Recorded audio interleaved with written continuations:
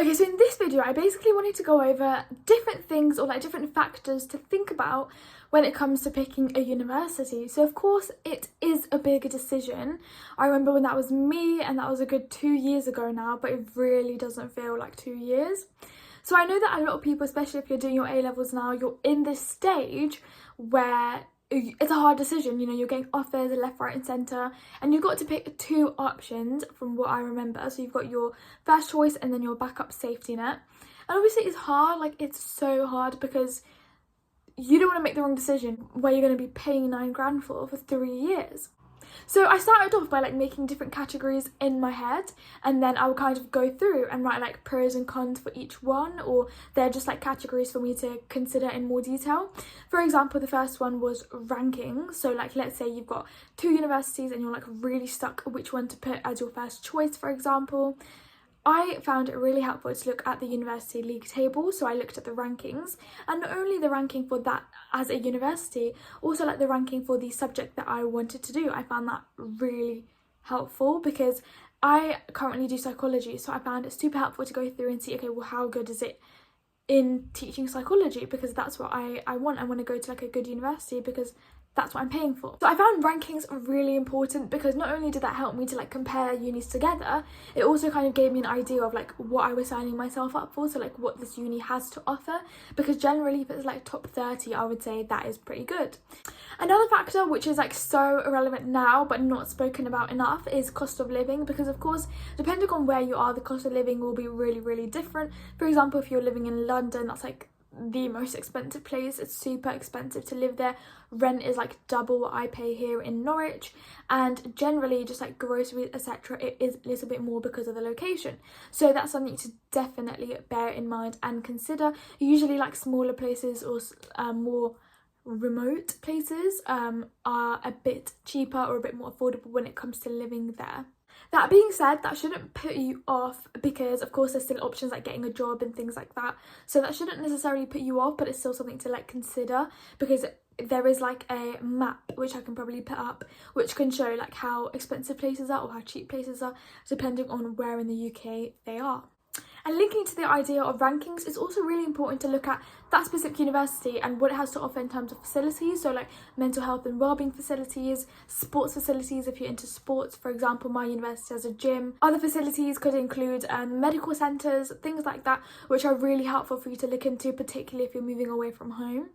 Another one is, for example, placement. So if that's something you think you're interested in, then it might be worth thinking how close your university is to certain placements. Maybe if you're in the healthcare field, how close is it to a hospital, things like that. But I guess that shouldn't stop you if you want to go to like a better uni which is perhaps quite far. There are also transport links, which links me on nicely to my next point about transport. So transport can be, I kind of wrote this in my notes in 2 ways. So in one, meaning like local transport, getting around. For example, if you're in London, there'll be the tubes and stuff, which is easier to get by. Other than that, like most places you can get a bike, you can cycle, or you can get the bus, which is fine. I drive, so for me, like that's fine. I'm really lazy, so I literally just drive around everywhere. But it's just good to know what transport links there are, for example, to go shopping and things like that. And then transport in the other means was like transport in terms of getting home. So for example, what transport links are available to you. For example, for me, it was super helpful that on campus there was a coach stop. So literally when I lived on campus first year, 2-minute walk away, there was a coach stop. So it was so easy for me to like go back home, and if I came back late at night, it wasn't a problem because I literally came back and I was on campus. Also, it might be like worth bearing in mind how far the place is from your house if you're going to be going back and forth, because currently for me it's like an hour and a half by train, an hour 20 if I'm lucky, but even then that's not too bad. Whereas for people who live like a lot further out, it can be quite grueling at times. So it depends on like how close you are, how often you think you'll be going back, but that is like a big factor, particularly with things like train strikes and things. Like if you live far, it would just be hard and it'll be more difficult to use like alternative mode of transport. Now this one, I know it's kind of obvious, but it's important to like look at the actual place you're going to. Like look at the location, look at the demographics, look at what it has to offer. For example, is it a place which is like buzzing and busy and really diverse? Is that what you want? Or do you want somewhere a bit more quiet with a bit more scenery to it, perhaps, you know, older people compared to like, you know, corporate busy youngsters, it is up to you, but that's something for you to like look into and research. As well as that, I knew I wanted to go somewhere diverse. Even if Norwich itself wasn't diverse, I knew that the university was, and it is. So that's why I kind of wanted to pick that as opposed to somewhere less diverse, because that was important to me. If you're someone who likes the scenery, then that might be something that you're interested in. Or maybe you might want a change from where you've grown up. If you've grown up in a busy place, you might want somewhere a bit more remote, a bit more quiet. That again is up to you, for you to go and decide. Even if you're someone who likes to go out and do things all the time, or party scene, whatever your scene is, it's important to like research whether that uni will have, that location will have the things that you want, just so that you're not disappointed. And I would highly recommend visiting the location beforehand if you haven't already, because I had never gone to Norwich prior, but to me I feel like it's really similar to where I grew up in Cambridge, so to me it wasn't like that different.